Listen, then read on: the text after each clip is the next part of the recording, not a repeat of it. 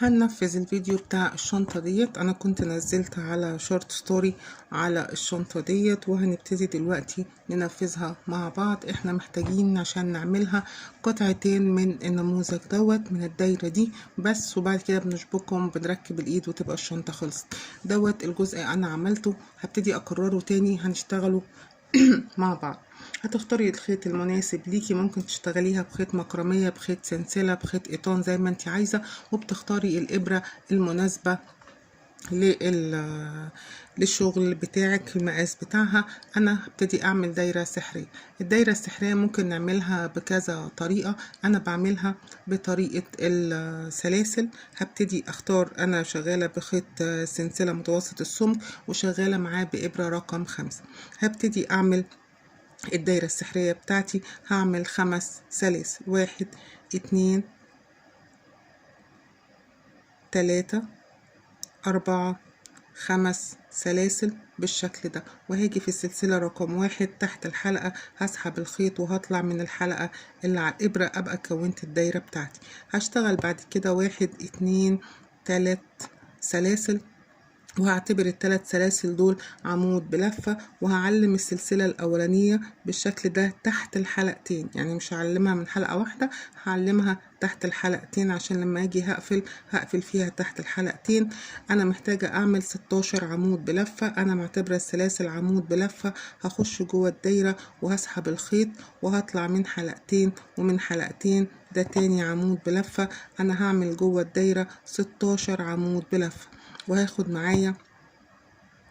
معايا خيط البداية اللي انا ابتديت بيه عشان يبقى الشغل بتاعي نضيف. انا بشتغل اهو واخده الخيط اللي ابتدينا بيه الدايرة معايا يتلف تحت الشغل. بخش جوه الدايرة وبسحب الخيط وبطلع من حلقتين ومن حلقتين بالشكل ده. هكمل لحد ما يبقى معايا 16 عمود بلفة.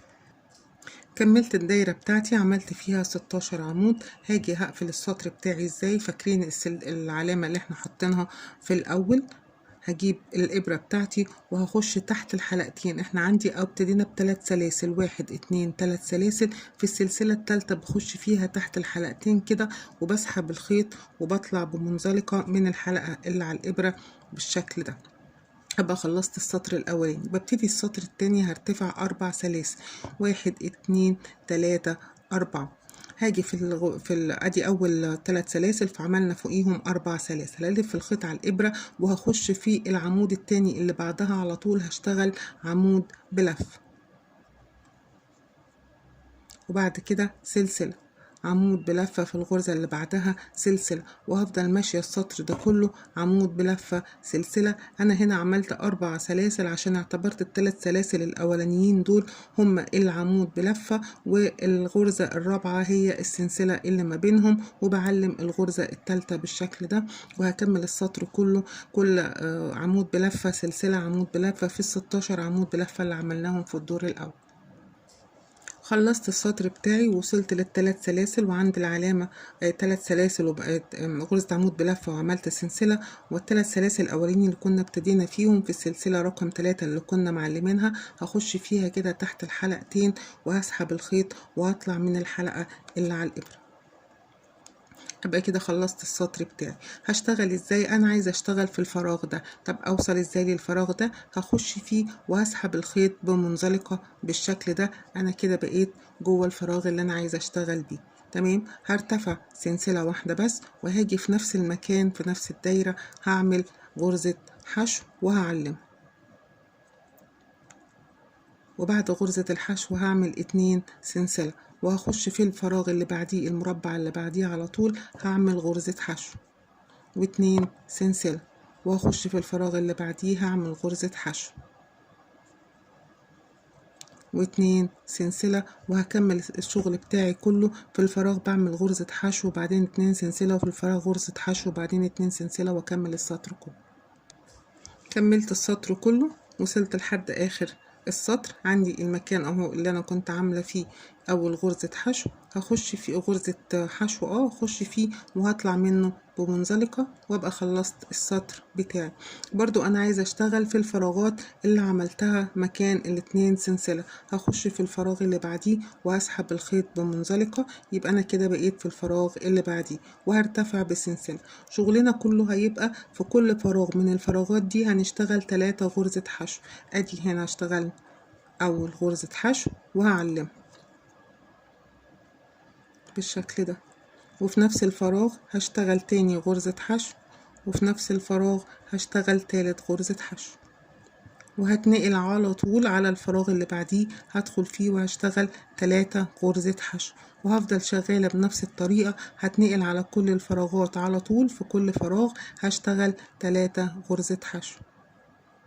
دخلت غلط، ادي 1 غرزة حشو، 2 غرزة حشو، 3 غرزة حشو، واخش في الفراغ اللي بعده على طول وهشتغل 3 غرزة حشو، 1 2 غرزة حشو، 3 غرزة حشو، وهفضل شغالة كده طول السطر لحد ما اكمل كل الفراغات اللي عندي. هشتغل في كل فراغ فيهم 3 غرزة حشو. كملت السطر بتاعي كله بالشكل ده، وهبتدي اعمل السطر اللي بعده. هشيل مكان العلامة اللي كنا حاطينها وهخش تحت الحلقتين بتاعت غرزة الحشو الأولانية وهطلع بمنزلقة، وابقى كده قفلت السطر وهرتفع بسلسلة. السطر ده بقى هنشتغل ازاي؟ نفس المكان اللي انا طالعة منه بالسلسلة هدخل فيه وهعمل فيه هو نفسه، هو المكان اللي انا طلعت منه بالسلسلة هعمل فيه غرزة حشو، وتبقى دي اول غرزة حشو، وبرضو هعلمها وهرتفع سلسلة واحدة. يبقى انا عملت في نفس المكان غرزة حشو وارتفعت سلسلة.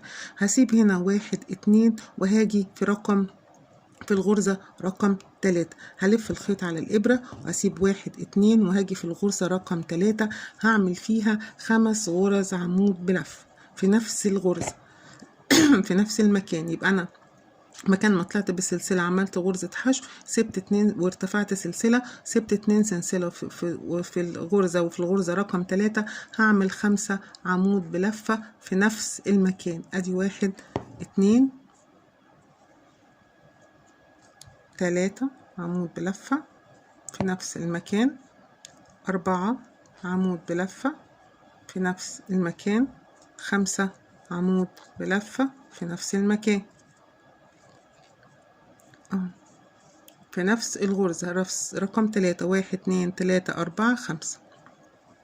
هرتفع سلسلة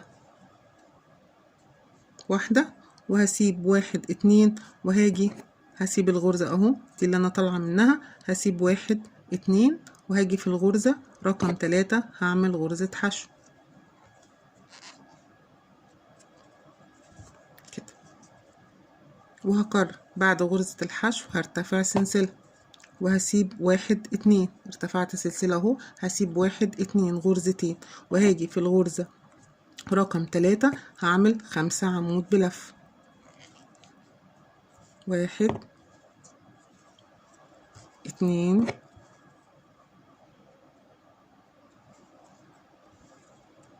في نفس المكان 3 عمود بلفة في نفس المكان، 4 عمود بلفة في نفس المكان، 5 عمود بلفة، وهرتفع سلسلة وهعد 1 2 اهو، وهاجي في 3 هعمل غرزة حشو وهرتفع سلسلة، وهكرر نفس الطريقة لحد ما اوصل لاخر الدايرة.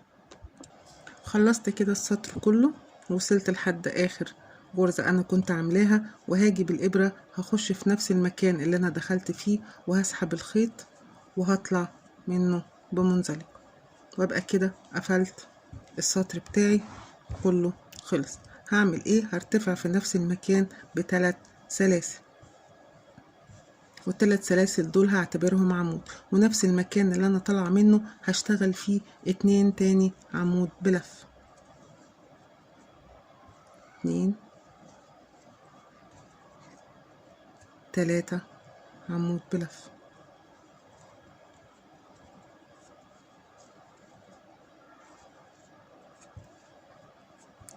وهعتبر دول في نفس المكان اللي انا طلعت منه بثلاث سلاسل. ثلاث سلاسل اعتبرتهم عمود بلفة، وادي عندي واحد اتنين عمود بلفة.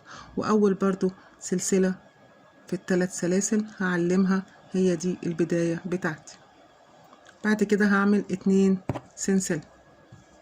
هيقابلني بعد كده الخمس مراوح اللي انا عملت الخمس عمود بلفة. هسيب 1 2 في العمود بلفة رقم 3، هعمل غرزة حشو، وبعد كده 2 سلسلة. هيقابلني بعد كده غرزة الحشو، هلف الخيط على الإبرة وهشتغل فيها 3 عمود بلفة. 1 2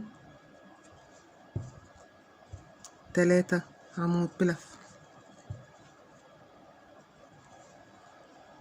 وبعد كده هعمل 2 سلسلة. هيقابلني بعد كده الخمس مراوح. هاجي في المروحة رقم 3 في العمود بلفة رقم 3 في المروحة هعمل غرزة حشو، وبعد كده هعمل 2 سلسلة. هيقابلني بعد كده غرزة هعمل 2 سلسلة. هيقابلني بعد كده غرزة الحشو، والف الخيط على الإبرة وهدخل فيها وهعمل فيها 3 عمود بلف. 1 2 3. يبقى ارتفعت 3 سلاسل، وفي نفس المكان اللي ارتفعت فيه عملت 2 عمود بلفة، 2 سلسلة. في الخمس مراوح في الخمس عمود في المروحة العمود رقم 3 بعمل فيه غرزة حشو، بعد كده 2 سلسلة. بتقابلني غرزة الحشو بعمل فيها 3 عمود بلفة و2 سلسلة. بعد كده العمود رقم 3 في المروحة بعمل فيه غرزة حشو، وبكمل كده لحد الآخر. خلصت السطر بتاعي كله ووصلت لحد العلامة. هشيل العلامة بتاعتي وهجيب الإبرة بالخيط كده وهخش في السلسلة رقم 3 برضو تحت الحلقتين بتوعها بالشكل ده، وهسحب الخيط وهطلع من تحت الحلقتين ومن الحلقة اللي على الإبرة وهرتفع سلسلة.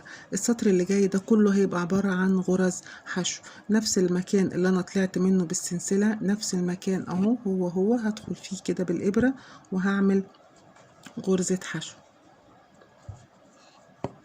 والعمود بلفة اللي بعديه غرزة حشو، والعمود اللفة اللي بعديه غرزة حشو. هيقابلني الفراغ هشتغل فيه 3 غرزة حشو. 1 2 3. هتقابلني بعد كده غرزة الحشو هشتغل فيها غرزة حشو. هيقابلني الفراغ هشتغل فيه 3 غرزة حشو. يبقى الفراغ بشتغل فيه 3 غرزة حشو، والتلاتة عمود بلفة بشتغل فوقيهم 3 غرزة حشو، وغرزة الحشو بشتغل فيها غرزة حشو، وبكمل كده لحد ما اوصل لحد اخر الدايرة. خلصت السطر بتاعي كله بغرز الحشو. هنقيس كده احنا طلعت الدايرة بتاعتنا مقاسها قد ايه من اولها لحد الاخر. طالعة 20 سنتي بس. ده بيعلمنا بس نعرف القطعتين يبقوا قد بعض. بعد ما بنوصل هنا هبتدي الحلقة الأول، الغرزة الأولانية غرزة الحشو اهي، هدخل فيها تحت الحلقتين وهسحب الخيط وهقفل وهطلع بمنزلق كده. انا تقريبا خلصت الشنطة بتاعتي. احنا كده خلاص هطلع بس الخيط ده كده عشان هبتدي هعد 19 غرزة. انا طالعة من غرزة اهي، بعدها 1 2 3 4 5 6 7 8 9 10 11 12 13 14 15 16 17 18 19. في الحلقة ال19 هروح حاطة العلامة بتاعتي كده اهو. الجزء ده هو هيبقى الجزء اللي فوق بتاع الشنطة. طيب انا هشتغل ازاي بعد كده؟